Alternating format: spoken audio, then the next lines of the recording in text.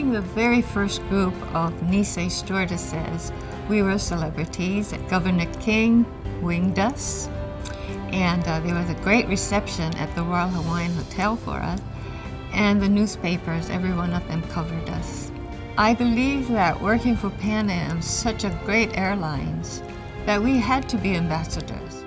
My father was just thrilled, he was so thrilled that I got hired in this Japanese-American stewardess group.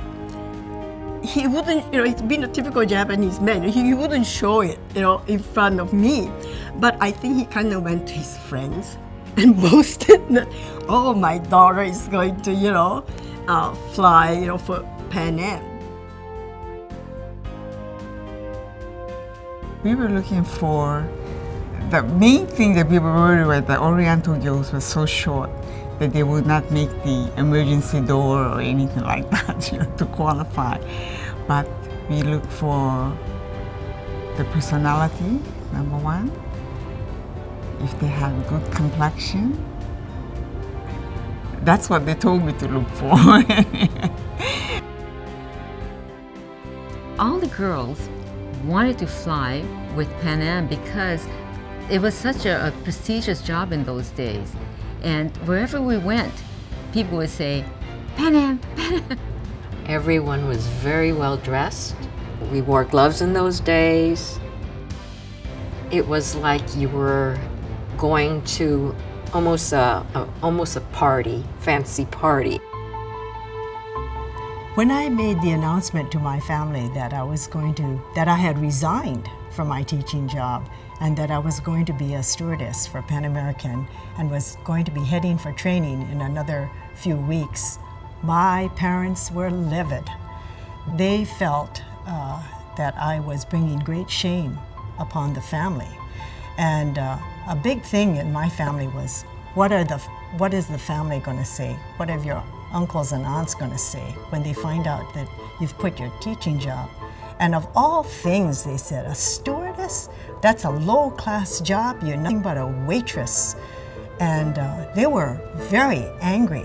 And the very next day, my father's two sisters, my aunts, and their spouses, and my father and mother sat me down in a room, in one of the bedrooms, and tried to convince me not to be a stewardess and to go back to my teaching job. They were ready to disown me. They used to measure the length of our hair in the back with a ruler. It couldn't touch, I guess, the collar or something like that.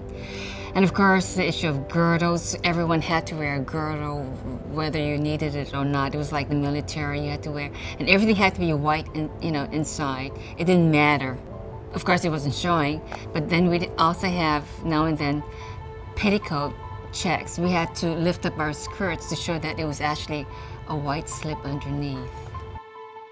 But there are many stewardesses that had never met any Asians before, and it was uncomfortable, and it hurt sometimes. But I feel I learned a lot from that.